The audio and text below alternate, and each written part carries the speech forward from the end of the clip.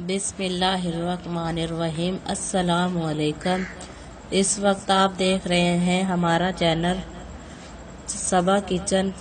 आज मैं लाई हूँ ज़ीरा चिकन टिक्का घर पर बनाने के लिए मज़ेदार रेसिपीज़ का तरीका। लेकिन बताने से पहले आपसे गुजारिश है कि अगर आप हमारे चैनल पर नए हैं तो हमारे चैनल सबा किचन को सब्सक्राइब करें और साथ में लगे बेल आइकन को दबा दें ताकि हर नई आने वाली वीडियो का नोटिफिकेशन आपको बर वक्त मिलता रहे। आइए सबसे पहले बताती हूँ इसके अज्जा। चिकन छोटे 2 अदद,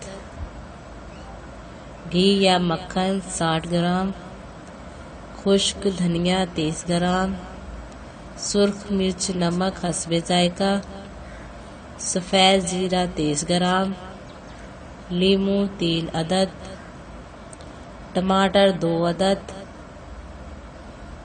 अजवैन थोड़ी सी, सलाद थोड़ा सा।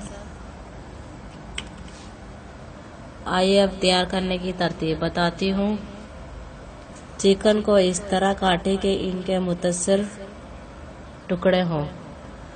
धनिया, सुर्ख मिर्च, सफ़ेद ज़ीरा और लीमू में पीसकर मसाला तैयार करें और चिकन के टुकड़े पर मल दें।